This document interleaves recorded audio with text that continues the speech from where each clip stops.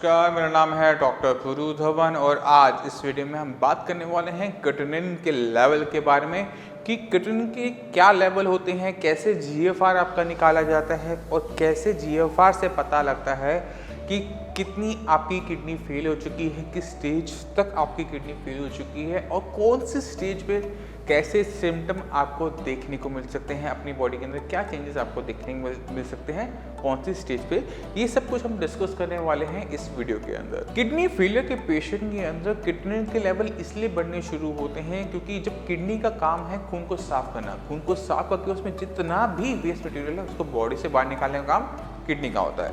मगर जब किडनी को नुकसान होता है बीपी की वजह से, शुगर की वजह से, आइजोनेफ्रीपैथी की वजह से या फिर पॉलीसिस्टिक किडनी की वजह से, किसी भी रीजन से रहा हो, तो क्या होता है कि किडनी सही तरीके से फिल्टर नहीं कर पा रही होती और जब सही तरीके से फिल्टर नहीं कर पा रही होती तो बॉडी के अंदर टॉक्सिक मटेरियल, वेस्ट मटेरियल इकट्ठा होना शुरू होता है। क्योंकि क्रिएटिनिन को मेज़र करना बहुत आसान होता है लैब के अंदर, इसलिए क्रिएटिनिन को मेज़र किया जाता है और ये बढ़ते लेवल क्रिएटिनिन के हमें बताते हैं कि किडनी कितना अच्छा काम कर रही है। यानी अगर आपकी बॉडी के अंदर वेस्ट मटेरियल इकट्ठा हो रहा है, इसका मतलब ये है कि किडनी ढंग से काम नहीं कर रही।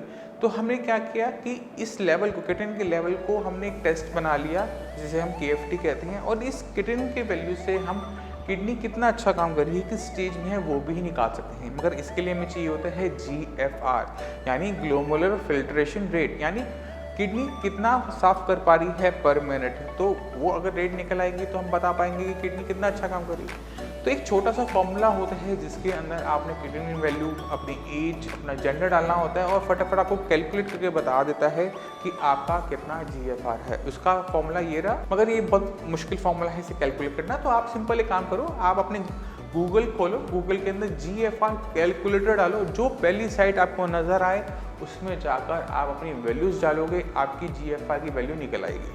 अब GFR अक्सर आपकी रिपोर्ट में भी GFR छपकर आता है कि आपका GFR 15 है, GFR आपका 40 है, GFR आपका 5 है।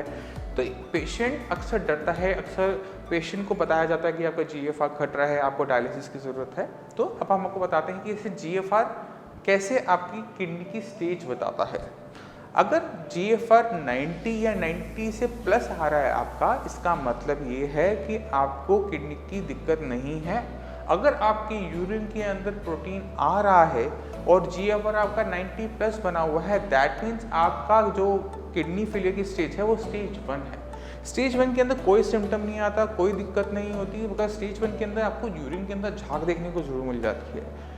अगर पेशेंट इस स्टेज 1 पर अपनी किडनी पर ध्यान नहीं देता तो दिक्कत आगे ग्रो कर जाती है। अब स्टेज 2 में क्या होता है, स्टेज 2 में आपका GFR थोड़ा सा घटना शुरू होता है। GFR आपका घटेगा, GFR आपका घट के 60 और 90 के बीच में आता है। तो अगर आपकी वैल्यूज़, अगर आपने कैलकुलेट कर ली हो और 60 और 90 के बीच में आ रही हो और आपकी यूरिन में प्रोटीन आ रहा हो, दैट मीन्स आपकी किडनी फेल हो रही है। और इस स्टेज के अंदर भी किडनी फेलियर के पेशेंट के अंदर कोई भी सिम्टम नहीं आता सिवाय यूरिन में फ्रॉथ के, यानी झाग के। तो जब आप यूरिन करेंगे, अगर आपकी यूरिन के अंदर झाग बन रही है तो दैट मीन्स आपकी किडनी को नुकसान हो रहा है। इससे ज़्यादा फीचर्स प्रैक्टिकली हमें देखने को नहीं मिलता। साइंस संजीवनी में इतने पेशेंट आते हैं किडनी फेलियर के, कभी कर क्या होता है कि पेशेंट अपने नॉर्मल टेस्ट करवा रहा होता है कि डॉक्टर ने बोला कि आप सारे रूटीन टेस्ट करवा लो, तो उसमें KFT हो जाता है। तो KFT की रिपोर्ट मान लो, सपोज करो क्रिएटिनिन आ रहा है 1.5, 1.6, 1.7, तो भी अगर लेवल बढ़े हुए हैं और झाग आ रही है तो ये स्टेज 2 का केस हो गया।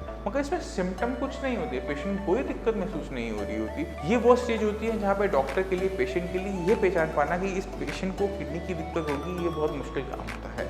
अब चलते हैं स्टेज 3 पे।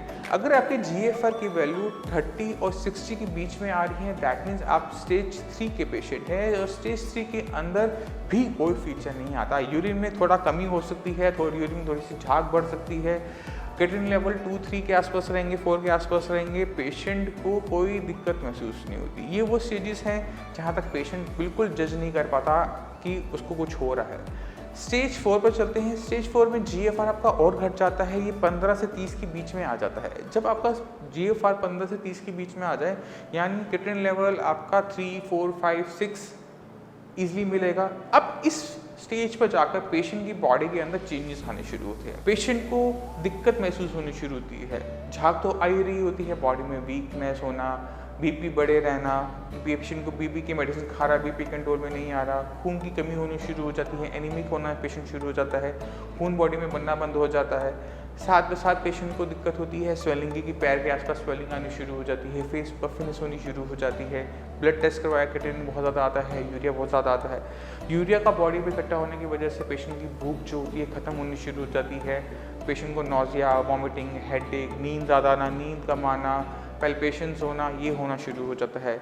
इसके साथ साथ पोटेशियम जब बढ़ता है तो पोटेशियम अगर बढ़ रहा है बॉडी के अंदर तो पोटेशियम के सिम्टम आने शुरू हो जाते हैं कि पैल्पेशंस होना, घबराहट होना, थकावट बने रहना।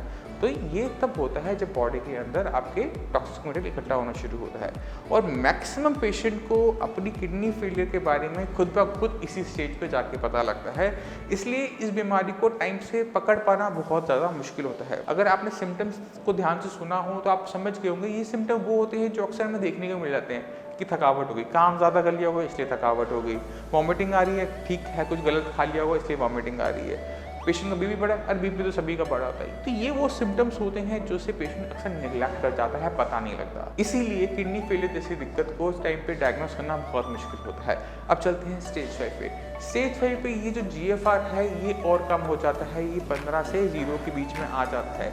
इसका मतलब ये है कि किडनी बिल्कुल भी काम नहीं कर रही, किडनी की फंक्शनिंग डाउन हो गई है।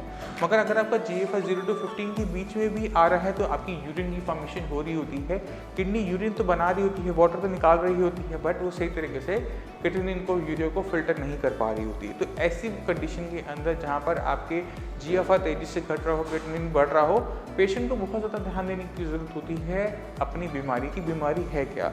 तो साइंस संजीवनी में हम क्या करते हैं, साइंस संजीवनी में हम ध्यान देते हैं पेशेंट की डाइट से, क्योंकि अगर बॉडी के अंदर टॉक्सिक मटेरियल इकट्ठा हो रहा है, क्रिएटिनिन इकट्ठा हो रहा है, तो उसे कंट्रोल करने के सिर्फ 2 ही तरीके हैं। पहला तरीका ये है कि वो बॉडी में बने ही कम, और बॉडी में कुछ भी जा रहा है वो जा रहा है हमारे खाने पीने से। तो खाने पीने को कंट्रोल करना एक किडनी फेलियर पेशेंट के लिए अंदर बहुत ज़्यादा ज़रूरी होता है।